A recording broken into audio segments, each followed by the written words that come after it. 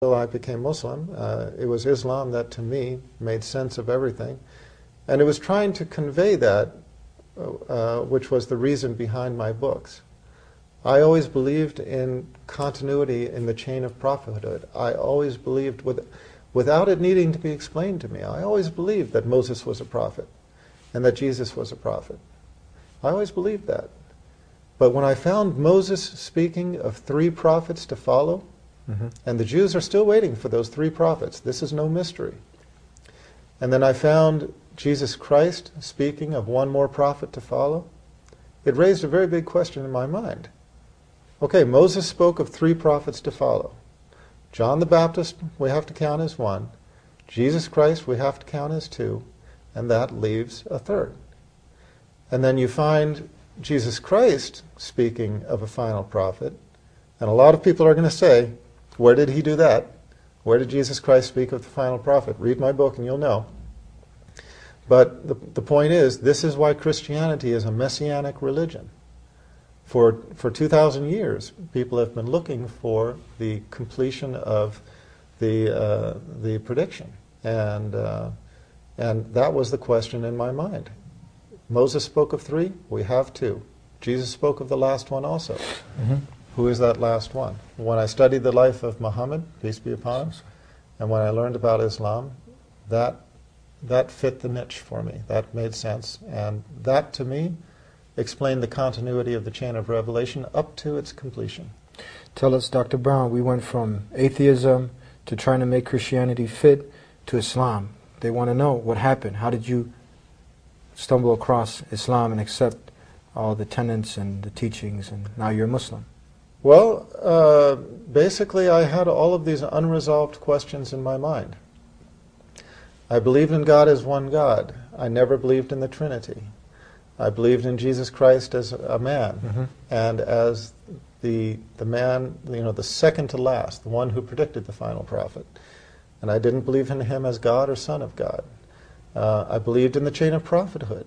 I believed in the mercy of our Creator, and I believed that our Creator would not leave mankind without guidance and without definitive guidance, guidance that once a person saw it is easy to understand and easy to make part of your life.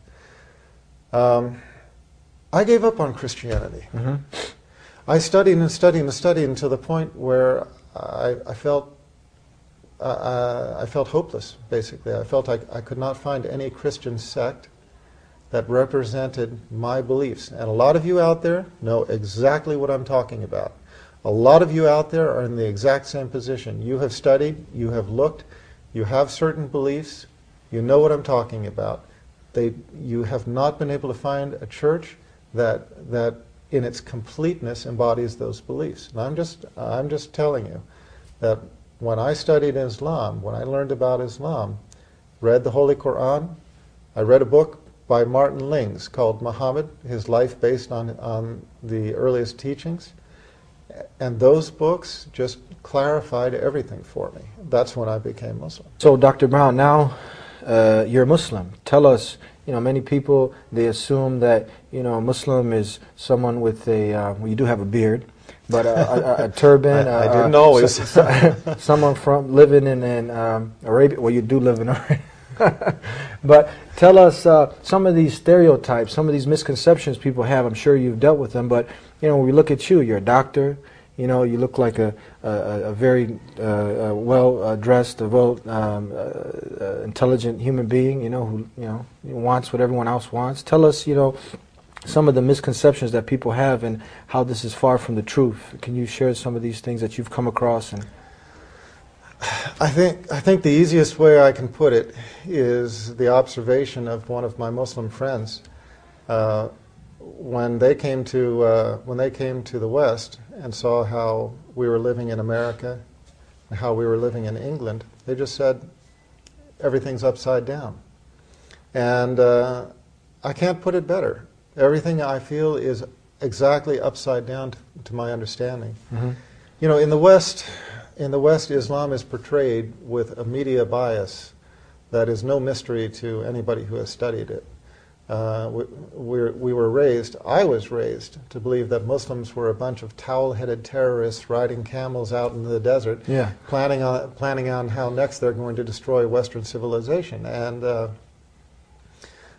it was only learning about Islam as its true teachings are, and coming to know Muslims and living amongst them, that I just found out, as I said, everything's just upside down.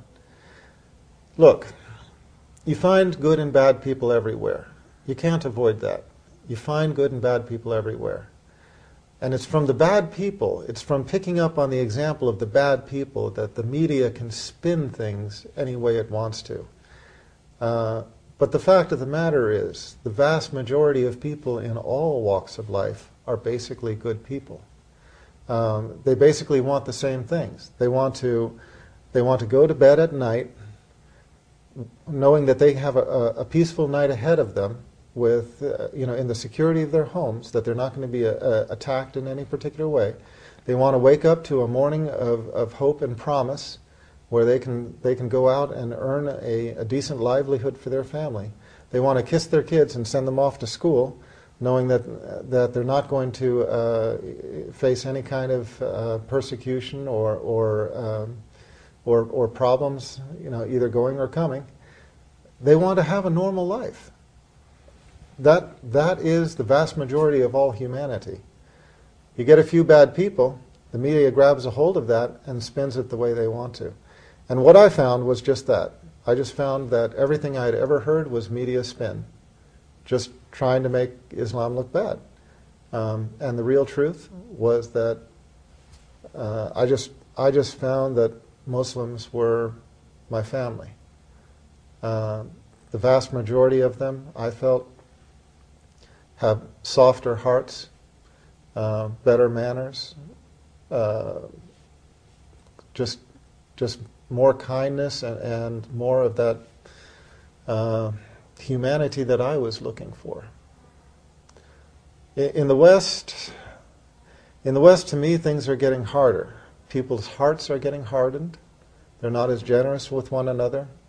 The kindness is disappearing. Materialism is taking over. The tensions of the rat's race of life in the West is controlling people. And I just found amongst Muslims the exact opposite.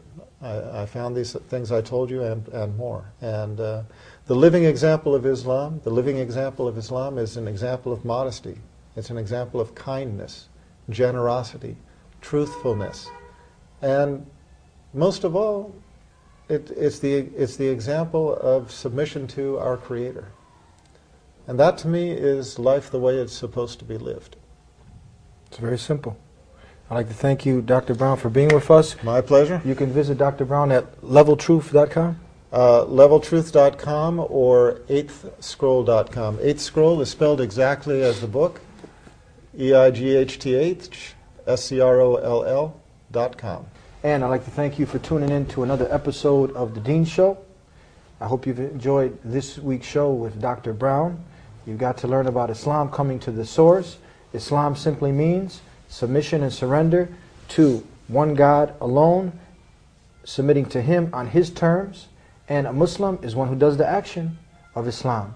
And now, from here, if you've enjoyed what we had to say, continue to come back every week here on The Deen Show. You can contact me if you have any questions. You can also contact Dr. Brown if you're interested in any of his books. And we hope to see you next time here on The Deen Show. Until then, Assalamu alaikum. Peace be unto you. Allah, there's only one God and Muhammad is His messenger. Allah, La ilaha illallah. Allah, there's only one God and Jesus was His messenger. Allah, La ilaha illallah.